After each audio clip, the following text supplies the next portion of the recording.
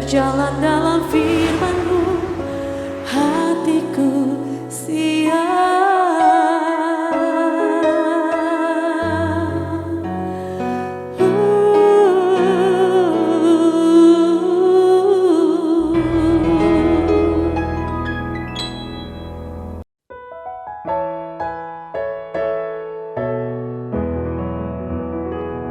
Salam, God lover yang dikasihi oleh Tuhan Yesus Kristus. Apa kabar? Kiranya semua dalam sukacita, diberkati Tuhan, dan menikmati kegembiraan bersama dengan keluarganya masing-masing.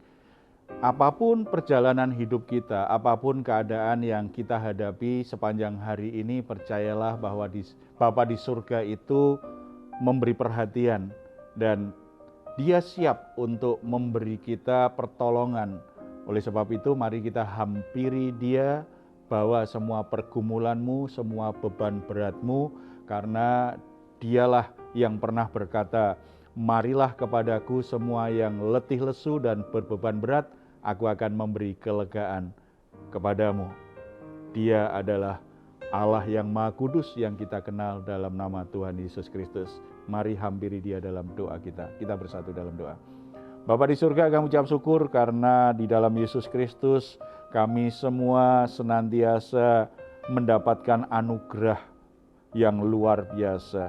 Engkau senantiasa mengundang kami untuk boleh menghampiri Engkau, membawa semua beban hidup kami, membawa semua permasalahan kami. Engkau tidak pernah mengabaikan kami. Engkau peduli, bahkan Tuhan sudah berjanji akan memberi kami kelegaan, memberi kami kekuatan, memberi kami pertolongan yang kami butuhkan. Oleh sebab itu, Bapa, kami ingin menikmati hadirat-Mu. Kami bawa persembahan kami lewat pujian penyembahan. Biarlah ini menjadi kurban syukur yang berkenan di hati-Mu. Dalam nama Tuhan Yesus kami berdoa. Amin. Kami percaya Tuhan, kami ada di hati-Mu, di pikiran-Mu, di dalam rencana-Mu yang indah. Terima kasih Bapa.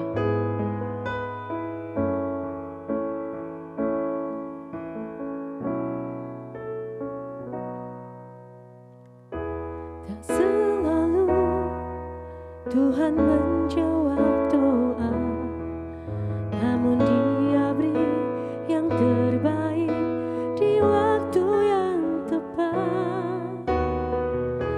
Izinkanlah Tuhan turut bekerja, yang mustahil menjadi mungkin oleh karena percaya. Oh,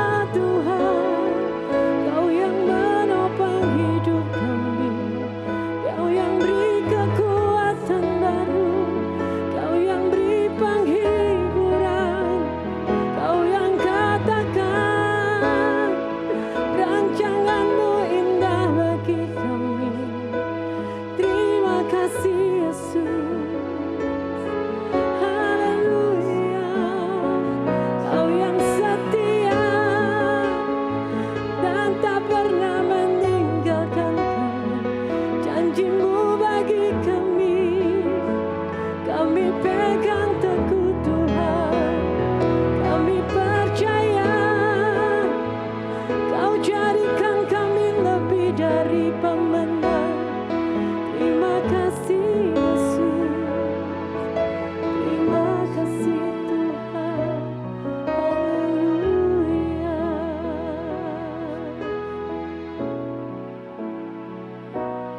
Aku masih punya Tuhan, punya pengharapan.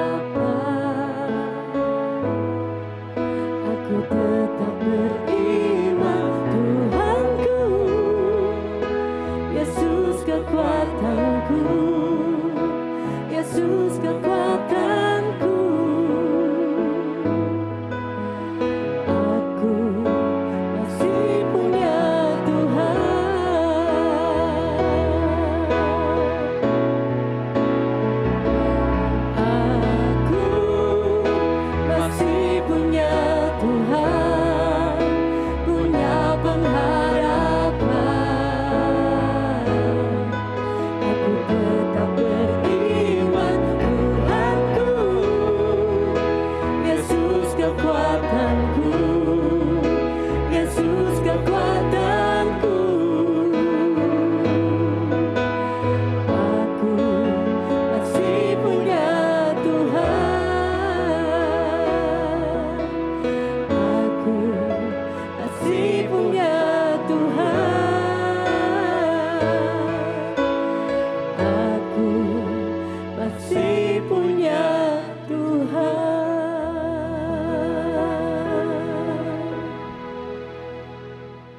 Puji Tuhan, karena kita masih punya Tuhan yang mengasihi kita dan pribadinya tidak pernah berubah, kekal selama-lamanya.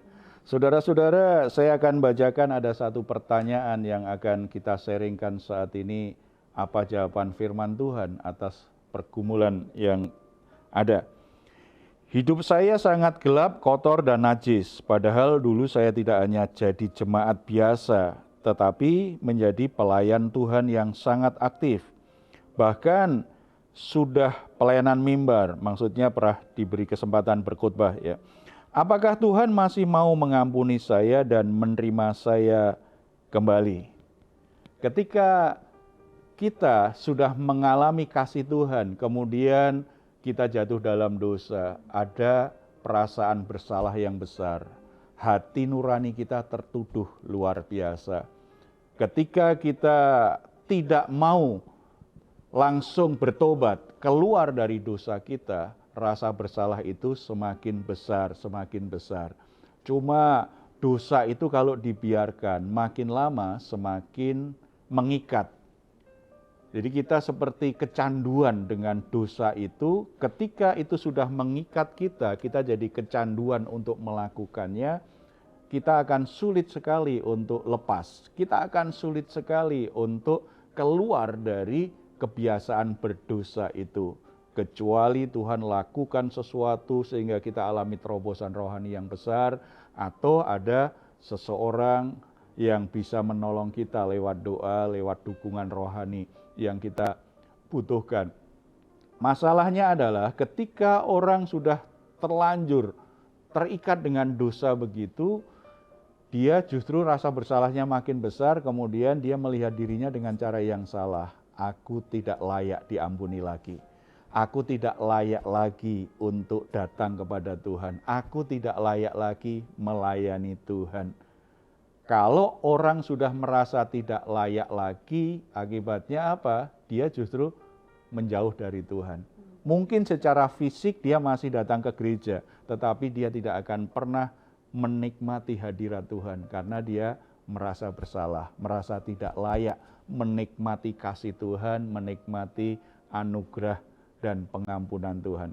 Kalau ini terus terjadi, membuat orang Kristen menjalani hidupnya masih terlibat dengan kegiatan rohani tetapi tidak menikmati keindahan hadirat Tuhan dan anugerahnya. Menjadi orang seperti orang biasa saja, seperti nggak kenal Tuhan. Kalau itu terjadi, itu sangat berbahaya.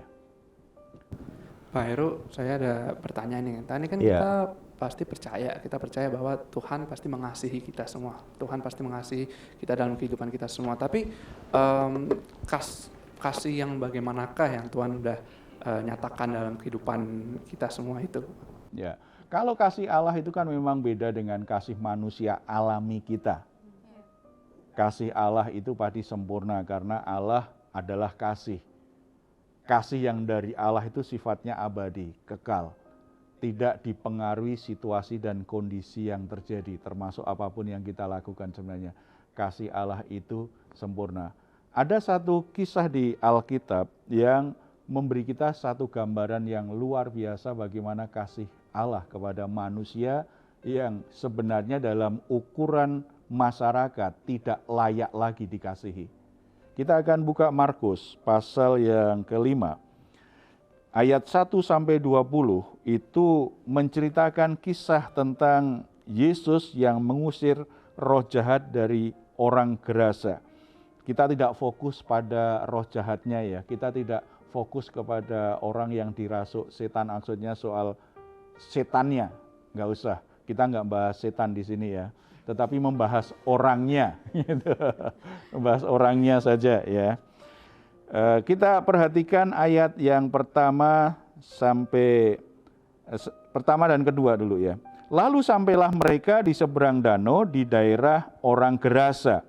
Baru saja Yesus turun dari perahu, datanglah seorang yang kerasukan roh jahat dari pekuburan menemui dia. Yesus habis pelayanan kemudian menyuruh murid-muridnya, tolak perahu, kita nyebrang yuk. Di tengah perjalanan dihantam badai yang luar biasa, hampir tenggelam. Begitu mendarat tidak berapa lama, ternyata tidak disambut masyarakat yang menyambut dia dengan sukacita, yang mengeluh-elukan dia, yang menyambut dia orang kerasukan setan. Ini kan beda sekali dengan misalnya kalau kita lihat di TV gitu ya, Pak Jokowi pergi kemana, wah masyarakat sudah menunggu gembira sekali, itu ya. Karena dihormati sebagai pemimpin begitu ya. Ini Yesus nggak ngalami begitu tuh. Sudah hampir tenggelam perahunya, begitu mendarat yang muncul orang gila. Dan orang gila ini tidak hanya gilanya ringan ini, atau orang yang pura-pura gila. Karena kan banyak kan zaman sekarang orang pura-pura gila. Ini benar-benar gila, dirasuk setan luar biasa dan tidak ada satu orang pun yang bisa terima dia. Dia tinggalnya di kuburan-kuburan. Dia teriak-teriak kerjaannya setiap saat. Orang akan menyingkir kalau dia mulai muncul. Tidak ada yang mau menolong. Tidak ada yang memberi perhatian. Tidak ada orang yang sungguh-sungguh mengasihi dia. Tetapi kalau kita perhatikan, Tuhan merespon orang gila ini. Di sini kita bisa mengerti satu hal tentang kasih Tuhan. Kasih yang bisa menerima kita apa adanya. Tuhan tahu siapa manusia dengan semua kerusakannya, dengan dosanya, dengan kuasa roh jahat di dalamnya. Tetapi Tuhan terima manusia apa adanya. Ini berita yang sangat indah sekali kan. Kadang-kadang kita merasa nggak layak di hadapan Tuhan karena kita tidak sebaik orang lain. Kita punya masa lalu yang buruk. Kita punya masa lalu yang gelap. Mungkin di depan orang kita mengemas diri kita bisa tampil kelihatannya manis, kelihatannya kudus, padahal banyak kudis. Kita merasa bisa kemas, kita pakai baju malaikat, padahal kita serigala. Di depan manusia kita bisa dikenal sebagai orang yang baik, tapi kita kan tidak pernah bisa membohongi Tuhan. Tuhan tahu di mana kejahatan kita. Tuhan tahu hal-hal yang najis yang pernah kita lakukan. Tuhan tahu kita menyimpan sesuatu yang jahat di pikiran dan hati kita. Tuhan tahu apa yang kita lakukan tersembunyi itu sesuatu yang memalukan, sesuatu yang menjijikkan. Tuhan tahu itu. Tetapi Tuhan karena mengasihi kita, Tuhan terima kita apa adanya. Tuhan terima kita memang keadaan kita seperti itu. Maksud saya, Tuhan bukannya mengabaikan dan setuju, tidak. Tuhan terima kita dengan keadaan kita, apapun keadaan kita. Apapun keadaan kita, Tuhan terima. Walaupun orang lain menolaknya. Bahkan hati Tuhan itu luar biasa loh. Meskipun ayah ibumu membuangmu, tetapi aku Tuhan tetap menerimamu, tetap mengasihimu. Ini kasih Tuhan. Bisa menerima apa adanya, siapa kita yang sesungguhnya. Ini kasihnya Tuhan. Makanya kita jadi orang Kristen gak usah sombong, merasa sangat rohani. Kita merasa sudah penuh kasih karena apa? Setahun sekali pergi ke panti asuhan bagi-bagi hadiah dalam rangka Natal. Setahun sekali memberi saja sudah merasa penuh kasih, gitu kan? Lalu kita memberi bantuan, korban kebakaran. Dengan cara apa? Baju layak pakai, baju bekas saja diberikan merasa sudah sangat mengasihi. Kita tidak total memberikan, dan orang-orang yang mengasihi begitu bisa nggak bersentuhan dengan orang yang seluruh badannya penuh dengan borok, yang bau sekali, yang benar-benar tidak level nih secara sosial nih. Seperti Yesus ketika disambut oleh orang gila tuh. Saya yakin itu murid-murid menghindar tuh. Murid-murid menghindar. Tetapi Yesus menyambutnya dengan baik. Merespon apa yang dikatakan oleh orang itu. Itu kasih Tuhan loh, luar biasa. Makanya kalau orang berkata, wah Pak Heru penuh kasih, bagi saya penghinaan. Kenapa?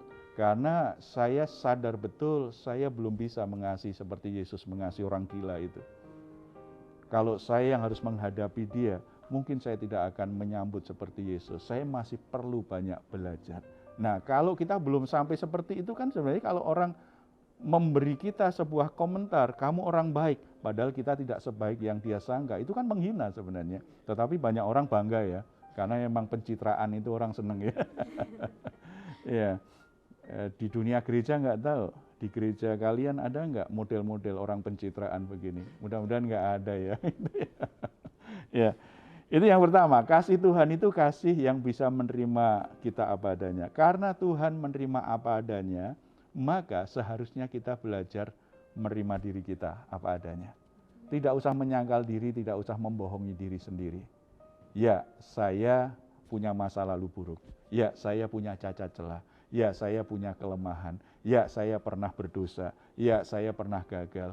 Itu harus kita akui sebagai bagian dari proses hidup kita. Nggak usah menyangkal, nggak usah malu.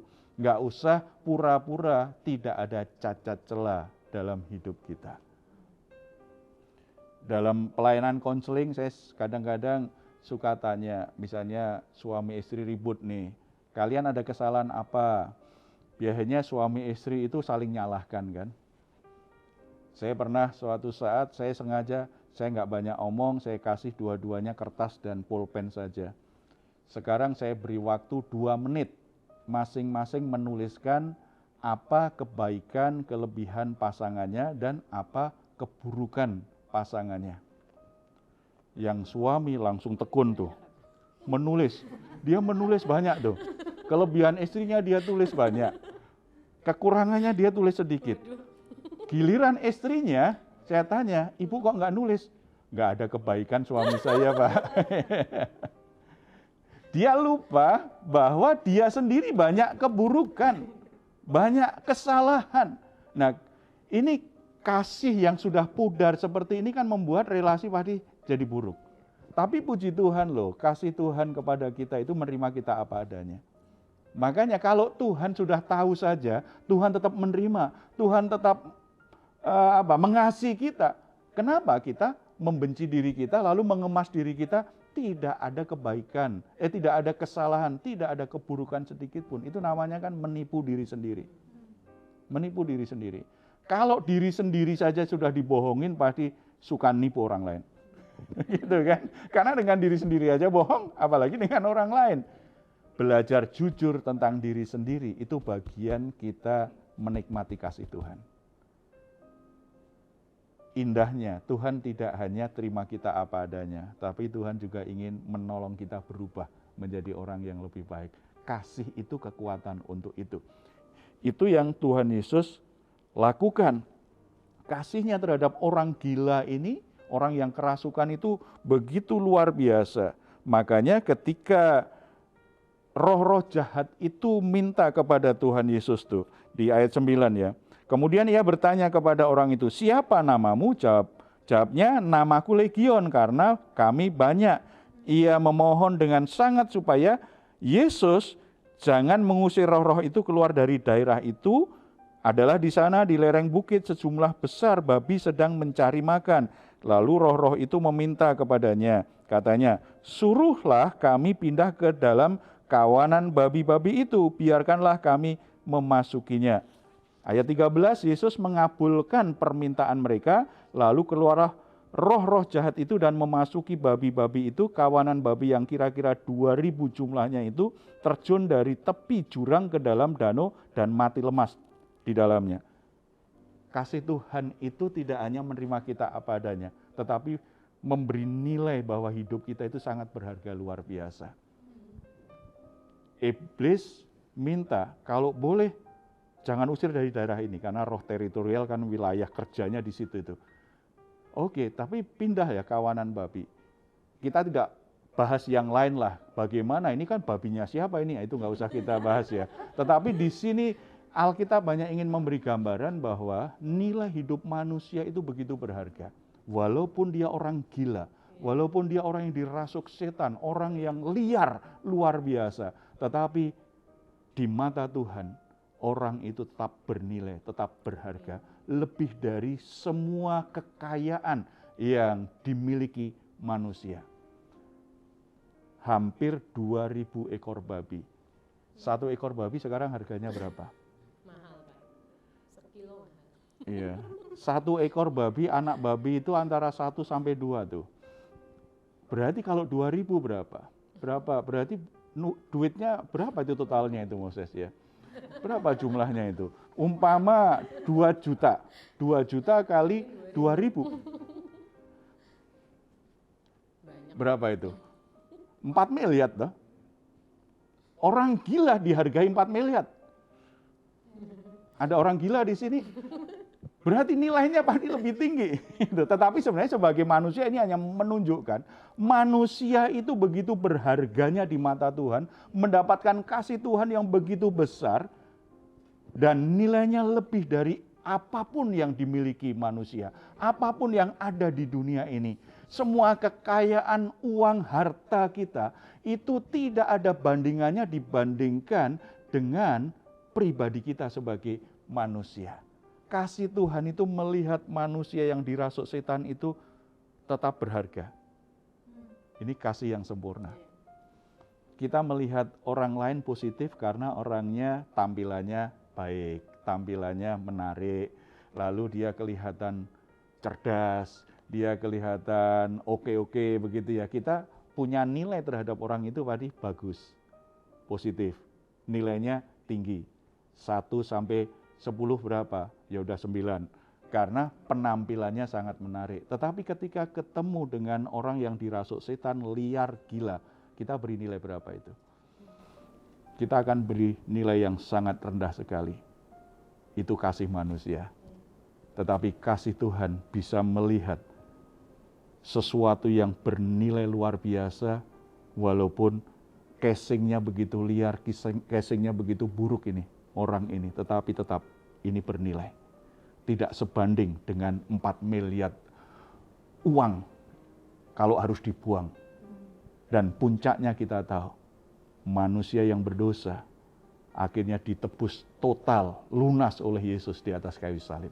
Ketika Yesus akhirnya memutuskan, aku serahkan hidupku untuk masuk dalam jalan penderitaan sampai mati di atas kayu salib. Bukan karena dia tahu murid-muridnya manis-manis semua, baik-baik semua. Dia tahu muridnya menjual dia, mengkhianati dia, menyangkal dia. Dia tahu orang-orang akan menghina dia. Tetapi kasihnya lebih besar daripada hinaan, daripada cercaan, daripada pengkhianatan. Kasihnya lebih besar dari dosa-dosa manusia. Oleh sebab itu, lihat dirimu sebagai pribadi yang dikasih Tuhan, diterima Tuhan, dan berharga di mata Tuhan. Jangan sia-siakan hidupmu dengan hal-hal yang tidak ada artinya, yang membuat hidupmu semakin rusak. Nilai hidupmu sebagaimana Tuhan menilainya, dan kasih dirimu sebagaimana Tuhan mengasihi dirimu. Mari kita berdoa. Bapa di surga, kami mengucap syukur karena kasih-Mu itu begitu agung, begitu sempurna. Sebenarnya kami tidak layak menerima kasih yang begitu sempurna, mengingat siapa diri kami. Orang berdosa ini. Orang yang penuh dengan kegelapan. Orang yang penuh dengan kenajisan. Orang-orang yang sebenarnya layaknya Tuhan murkai. Layaknya Tuhan buang. Layaknya Tuhan hukum dalam kebinasaan. Tapi kami bersyukur karena ketika Yesus menyerahkan nyawanya di atas kayu salib, itu menjadi jaminan yang sempurna. Bahwa kasih Bapa kepada kami sempurna. Kami diterima apa adanya. Tuhan menerima kami bukan karena kami orang yang baik. Bukan karena kami orang yang sempurna. Bukan karena kami orang yang rajin beribadah. Bukan karena kami orang yang rajin pelayanan, tetapi Tuhan mengasihi kami dan menerima kami. Karena memang hati Tuhan mengasihi kami. Hati Tuhan mengasihi kami secara sempurna. Engkau adalah kasih itu sendiri. Kami bersyukur Bapa. Kami bersyukur karena kasih-Mu begitu sempurna. Bapa, hamba-Mu berdoa. Di antara saudara-saudara yang saat ini sedang bergabung dengan Raise and Guide ini. Mungkin mereka merasa bersalah seperti yang dikatakan, dituliskan oleh saudara yang di depan tadi, bahwa merasa tidak layak lagi karena hidupnya yang penuh dengan dosa saat ini. Kalau ada saudara-saudara yang lain juga merasa dirinya tidak berharga lagi, merasa dirinya tidak layak lagi, merasa dirinya kotor, merasa dirinya tidak layak untuk datang menghadap-Mu. Biarlah kebenaran firman Tuhan saat ini menjamah hati mereka. Siapapun keadaanmu saat ini, siapapun latar belakangmu seperti apa, Tuhan tetap mengasihi-Mu. Jamah hati mereka Tuhan, nyatakan kasih-Mu yang sempurna itu. Kembalikan keyakinan di hati mereka bahwa mereka dikasihi oleh Tuhan. Mereka dikasihi, diterima apa adanya. Kalau Yesus sudah rela mati di atas kayu salib, berarti tidak ada keadaan buruk dan dosa apapun yang bisa menghalangi kasih Allah terhadap hidup kami. Tuhan juga menolong saudara-saudara kami untuk belajar mengasihi diri sendiri, untuk bisa menerima dirinya dengan cara yang benar.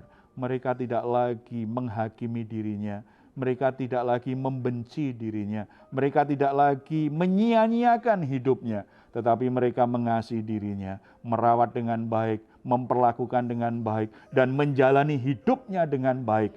Karena mereka adalah orang-orang yang bernilai, orang-orang yang berharga di mata Tuhan. Apapun yang kami lakukan mulai saat ini, biarlah itu menjadi perwujudan bahwa kami adalah penyembah-penyembah yang benar di hati Tuhan. Segala sesuatu yang kami lakukan itu mendatangkan pujian, kemuliaan bagi nama Tuhan. Terpuji nama-Mu Bapa, dalam nama Tuhan Yesus kami berdoa. Amin. Puji Tuhan, saudara-saudara, karena tidak ada sesuatu pun yang bisa memisahkan kita dari kasih Tuhan. Kalau saat ini saudara sedang mengalami pergumulan yang berat, membutuhkan dukungan doa, supaya saudara bisa bertahan dalam situasi sulit itu, tetap bisa bertahan, bahkan akhirnya bisa menyelesaikan masalah, atau saudara sedang membutuhkan dukungan untuk kesehatan saudara, untuk ekonomi saudara, silahkan saudara menuliskan pokok-pokok doa di nomor telepon yang tertera di layar saudara. Tim doa kami akan mendukung saudara dalam doa. Selalu percaya dan selalu berharap Tuhan mengasihimu, Tuhan akan menolongmu, Tuhan akan memberkatimu. Kalau saudara ingin memberikan komentar, silahkan menuliskannya di ruang komentar yang ada di channel Diaspora TV. Kami tunggu. Mazmur 4 ayat 8-9. Engkau telah memberikan sukacita kepadaku lebih banyak daripada mereka ketika mereka kelimpahan gandum dan anggur. Dengan tentram aku mau membaringkan diri, lalu segera tidur, sebab hanya Engkaulah ya Tuhan yang membiarkan aku diam dengan aman. Puji Tuhan, selamat malam, selamat beristirahat. Tuhan Yesus memberkati kita semuanya. Salam.